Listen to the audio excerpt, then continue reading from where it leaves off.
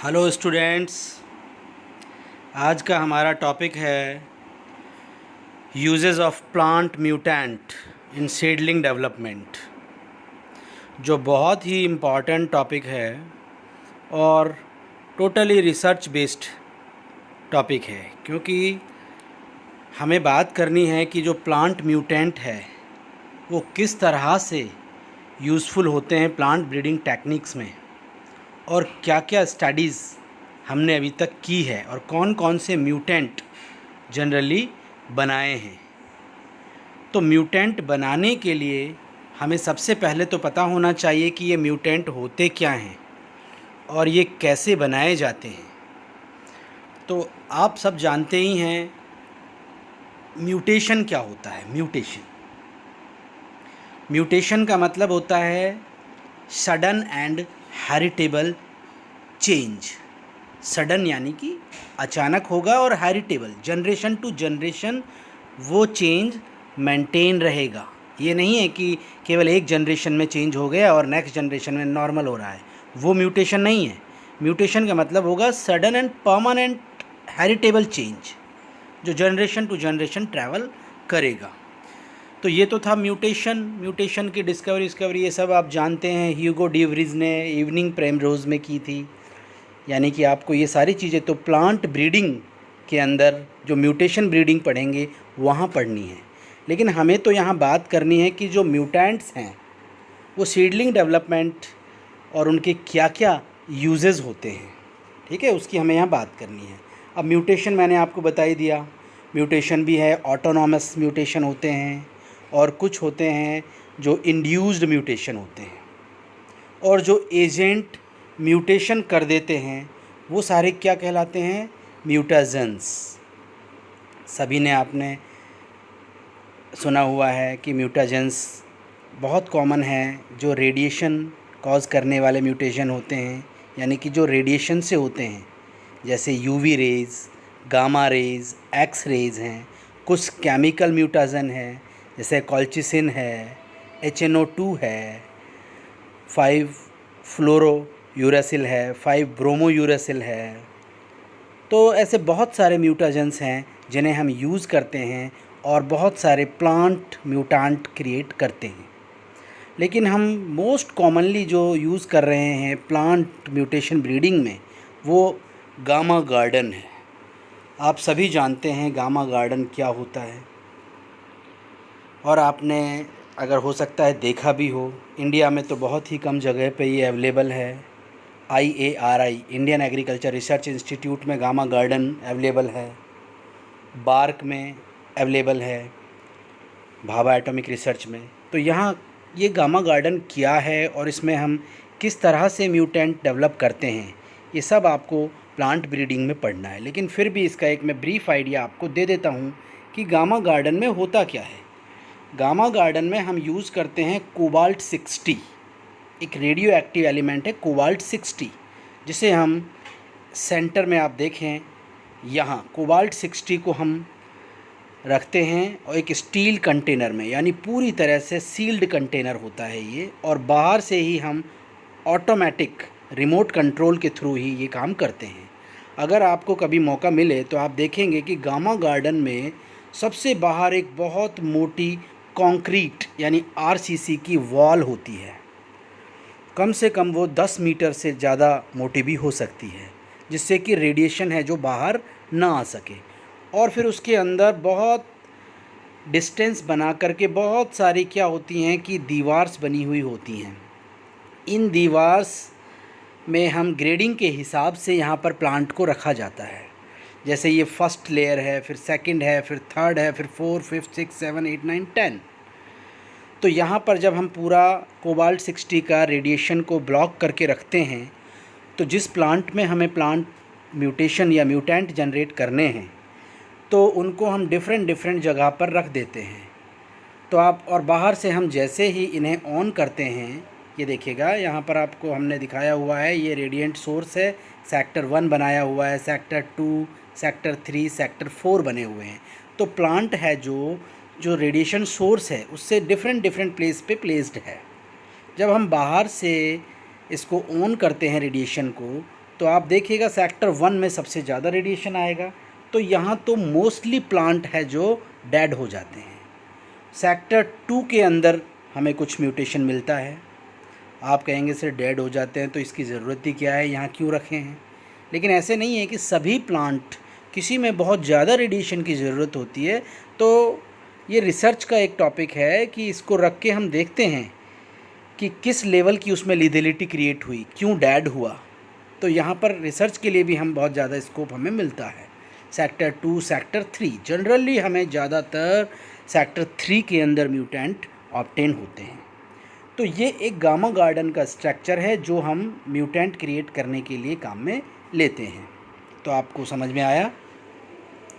अब आप देखें कि इन म्यूटेंट को हम क्रॉप इम्प्रूवमेंट करने में कहाँ कहाँ यूज़ करते हैं, कैसे कैसे ये यूज़फुल होते हैं, किस में हम इन्हें यूज़ करेंगे। Uses of mutant and mutation in crop improvement. Development of improved varieties. देखिएगा, इम्प्रूव्ड वैरायटीज़ के बहुत सारे टेक्निक्स हैं। आजकल तो हम बायोटेक्नोलॉजी से जीन ट्रांसफ़र करके बनाते हैं, हाइब्रिडाइजेशन के थ्रू बनाते हैं, लेकिन हम म्यूटेशन ब्रीडिंग को हम यहाँ काफ़ी यूज़ करते हैं। तो डेवलप करते हैं इम्प्रूव्ड वैरायटीज़ को, जिसके बारे में हम अभी बात करेंगे। Induction of the male sterility. आपको पता है सेल्फ इनकम्पैटिबिलिटी जो एक क्रॉस ब्रीडिंग के लिए बहुत ज़रूरी है, उसको क्रिएट करने के लिए हम इंड्यूस्ड मेल स्टेरिलिटी क्रिएट करते हैं। हैप्लॉइड के प्रोडक्शंस के लिए आपको पता है कि जो रिसेसिव जीन है उनके एक्सप्रेशन केवल और केवल किस में दिखाई देते हैं, हैप्लॉइड्स में। तो हैप्लॉइड प्रोडक्शन में हम बहुत ज़्यादा इन्हें यूज़ करेंगे। Creation of genetic variability, gene को चेंज करने के लिए हम म्यूटेशन क्रिएट करते हैं, और सेल्फ इनकम्पैटिबिलिटी को ख़त्म करने के लिए भी हम म्यूटेशन ब्रीडिंग को यूज़ करते हैं। आपको पता होना चाहिए कि जो ग्रीन रिवॉल्यूशन है, ग्रीन रिवॉल्यूशन के अंदर जो हमारे मेन ड्वार्फ वैरायटीज़ थी वीट की, सोना कल्याण और सरबती सोनारा, वो सब भी म्यूटेशन ब्रीडिंग से ही डेवलप की गई थी। तो मैंने आपको बताया जैसे development of the improved varieties. Improved varieties को बनाना है तो हमने कितने म्यूटेंट बनाए, देखिए 200 improved varieties, 200 improved varieties, some directly और some uses from mutant in hybridization. अब किस किस की वैरायटी हमने बनाई है इन इंडिया? इंड्यूस्ड म्यूटेशन से हमने कितनी वैरायटी डेवलप की है वीट की? न्यू पूसा 836, सरबती सोनारा, पूसा लर्मा, बारले, ये सब म्यूटेंट हैं जो डिफरेंट स्पीसीज़ की हमने म्यूटेशन ब्रीडिंग टेक्निक से डेवलप की हुई है। ठीक है। बिसाइड हाई यील्डिंग, ये वैरायटी क्या करती है, बेटर क्वालिटी भी देती है, और ये earliness, dwarfness, disease resistant, low toxin content and various crops में क्रिएट किया हुआ है हमने। तो ये सारी चीज़ें तो आपको देखनी ही है कि हमने कौन कौन से म्यूटेंट किस किस के लिए बनाए हैं। कुछ एग्जांपल्स आप इसमें से याद रखेंगे। इंड्यूस्ड मेल स्टेरिलिटी, ये देखिएगा, ये इंपॉर्टेंट है। Induced mutation have been useful in induction of male sterility. मैंने आपको बताया मेल स्टेरिलिटी बहुत ज़रूरी हो जाती है किसके लिए, क्रॉस ब्रीडिंग के लिए। In some crop plant genetic male sterility has been induced in durum wheat using radiation.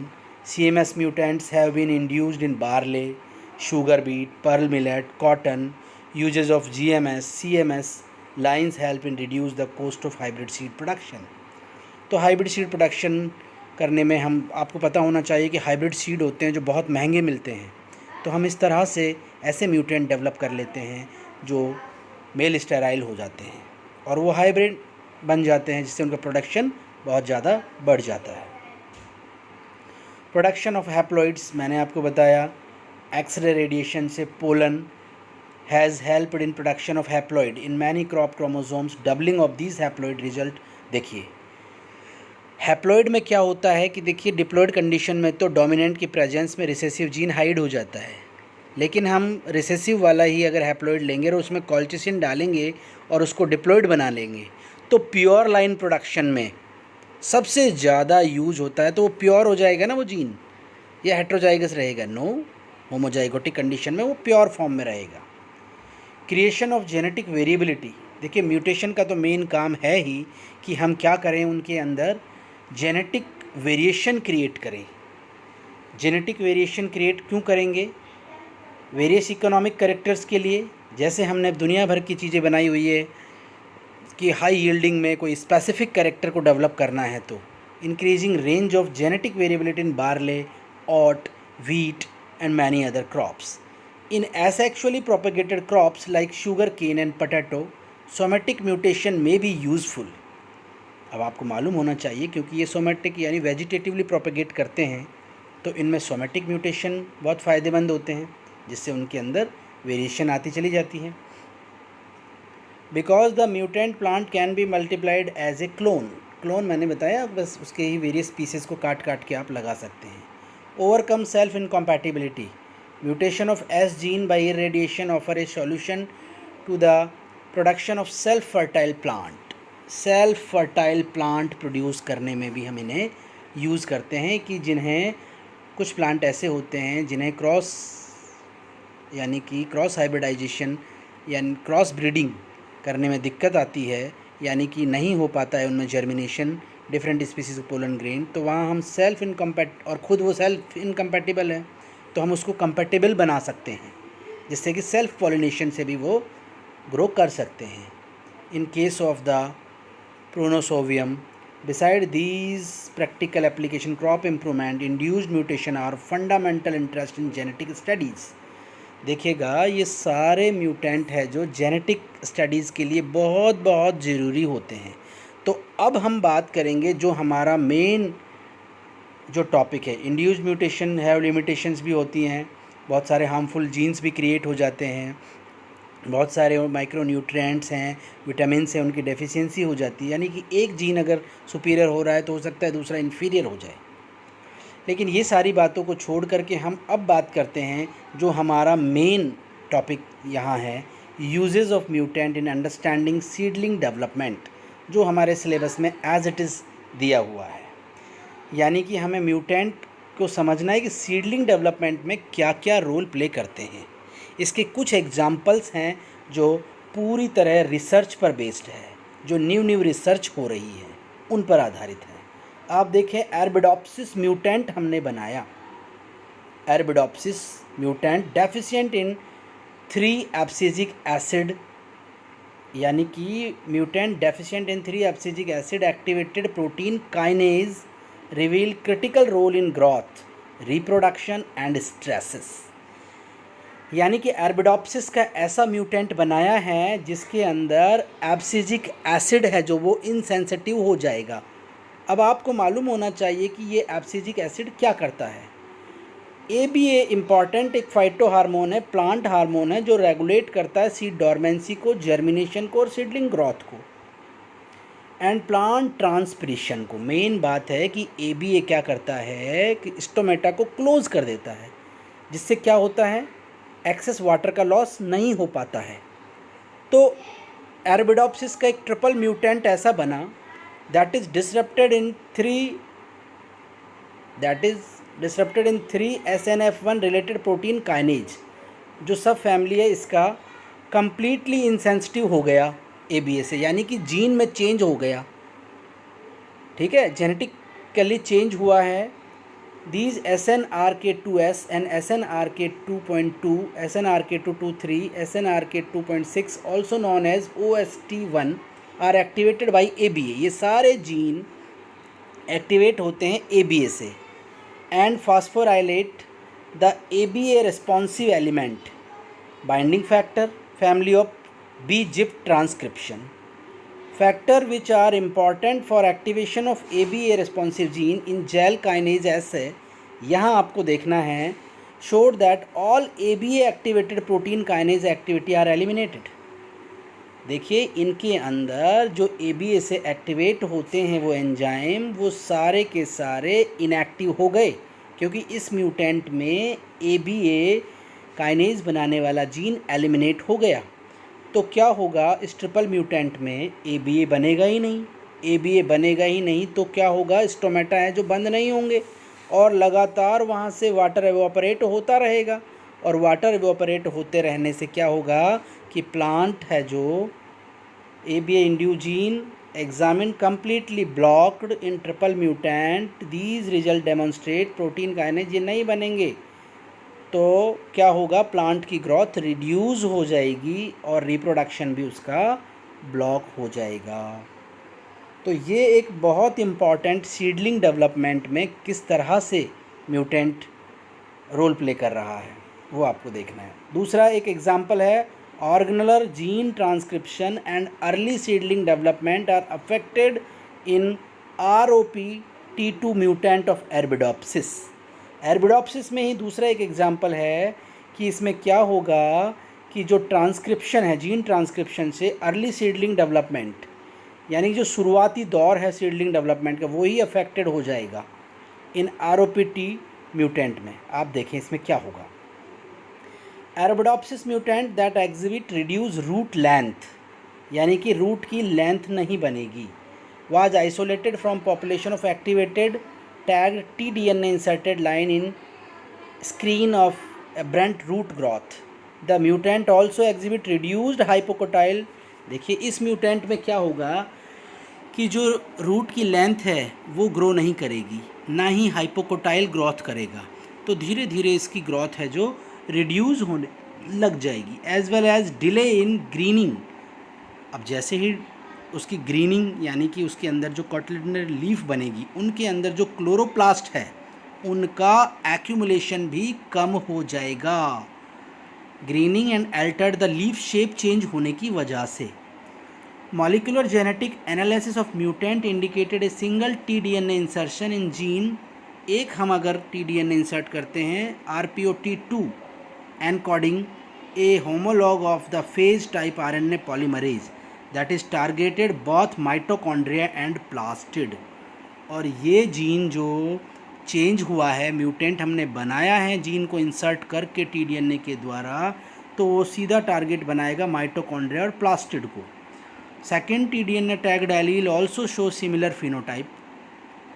The mutant in ROPT2 affect the light-induced accumulation of the several plastid mRNAs and protein, result in lower photosynthetic activities. जैसे ही हम ये वाला gene डाल के mutant बनाते हैं एरबिडोप्सिस का, तो उसके क्लोरोप्लास्ट के अंदर कुछ mRNA स्पेसिफिक टाइप के जो mRNA सिंथेसाइज और प्रोटीन है वो नहीं हो पाएंगे, तो उसकी फ़ोटोसिंथेसिस एफिशिएंसी ख़त्म या कम हो जाएगी। In contrast to the alteration in plastid gene expression, plastid का जीन एक्सप्रेस नहीं होंगे। No major effect of ROPT2 mutation on accumulation of examine mitochondrial gene, जबकि माइटोकॉन्ड्रियल जो जीन है उन पर इसका कोई इफ़ेक्ट नहीं हो रहा है, वहाँ ईजीली प्रोटीन्स वगैरह बन रहे हैं जिन्हें हम ऑब्जर्व कर रहे हैं। The ROPT2 mutant exhibit tissue specific alteration in transcript level.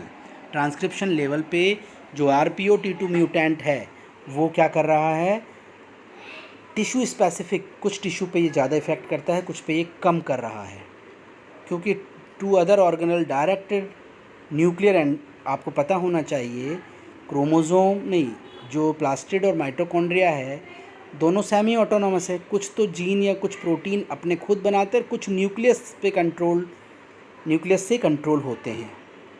This data provide important information in role of RPOT2 in plastid gene expression. तो हमने देखा कि किस तरह से प्लास्टिड जीन एक्सप्रेशन हेल्ड हो जाता है इस म्यूटेंट में। तो सीडलिंग डेवलपमेंट में देखिएगा रूट की पूरी ग्रोथ कम हो जाती है, फोटोसिंथेटिक एक्टिविटी कम हो रही है, इस एग्जांपल से हम समझ पा रहे हैं। Use of infrared thermal imaging to isolate Arabidopsis mutant defective in stomatal regulation. देखिए कितना इंटरेस्टिंग है ये। जो एरबिडोप्सिस का ये वाला म्यूटेंट हम बना रहे हैं, आपको अभी मैंने बताया क्या होता है कि in response of drought plant synthesis hormone abscisic acid, जैसे ही सूखा आता है तो प्लांट में क्या बनने लग जाता है, एब्सिजिक एसिड, और वो स्टोमेटा क्लोज कर देते हैं और उसको ड्राइनेस से बचा देते हैं। लेकिन ये वाले म्यूटेंट जो हमने बनाया है, इस म्यूटेंट से क्या होगा कि एब्सिजिक एसिड है जो वो बनना बंद हो जाएगा। तो हमने क्या किया, इसके अंदर इंफ्रारेड थर्मल इमेजिंग से टेस्ट किया। आपको पता होना चाहिए कि जब स्टोमेटा बंद हो जाएगा तो लीफ का कूलिंग इफ़ेक्ट कम हो जाएगा और लीफ गर्म हो जाएगी। तो हमने जब थर्मो सेंसिटिव या थर्मोग्राम बनाया तो नॉर्मल प्लांट के अंदर क्या है, वो तो आराम से हीट इफ़ेक्ट दिखा रहा है, जबकि जो म्यूटेंट हम बना रहे हैं इस टेक्निक से, उनमें क्या हुआ कि जो एब्सिजिक एसिड है वो नहीं बन रहा और स्टोमेटा क्लोज नहीं हो रहे। तो लीफ के आसपास है जो कूलिंग बनी रही, जिसको हमने किससे एग्ज़ामिन कर लिया, थर्मोग्राफ बना के या थर्मोग्राफी से। Is it clear? तो ये म्यूटेंट हमने इसके बनाया है, तो ये भी आपको क्लू दे रहा है। नेक्स्ट एग्जाम्पल, तो ऐसे बहुत सारे एग्जाम्पल्स हैं और हमें केवल ये एग्ज़ाम्पल ही पढ़ने हैं। बाकी जो म्यूटेशन है, ब्रीडिंग, जो क्रॉप इम्प्रूवमेंट है, वो सारा तो हमें किस में पढ़ना है, प्लांट ब्रीडिंग में, जो कंसर्न टीचर आपको बता रहे होंगे। ठीक है। द अरबिडोप्सिस शुगर, एक नया देखिए ये म्यूटेंट है, the Arabidopsis sugar insensitive mutant सिस4 एंड सिस5 are defective in abscisic acid synthesis and responses. ये भी अफेक्ट कर रहा है। तो इस तरह से मैंने 4-5 एग्जाम्पल हैं जो पूरी तरह से रिसर्च बेस्ड हैं और यही आपको केवल पढ़ने हैं। ये 5-6 एग्जाम्पल है, इनमें से आप 2-3 एग्जाम्पल्स को अच्छे से कर लें और यही आपको एग्ज़ाम में लिख देना है। Feedback inhibition of the chlorophyll synthesis in the phytochromes, chromophore deficient aurea and yellow green 2 mutant of tomato का है। तो ये सारे एग्जाम्पल्स आपको देखने हैं। ठीक है। Opposite root growth phenotype of HY5 versus HY5 mutant. तो ये सारे म्यूटेंट है जिन पर हमने इसको देखा है कि कैसे हम म्यूटेंट को डेवलप कर रहे हैं और वो कैसे अंडरस्टैंडिंग करने में मदद कर रहे हैं। तो कुछ एग्जाम्पल्स हैं जो ये दिए हैं, इसका PDF भी मैं आपको अवेलेबल कराऊंगा। ठीक है, और आप इन्हें देखिएगा। तो आज के लिए इतना ही काफ़ी है। Thank you. अरे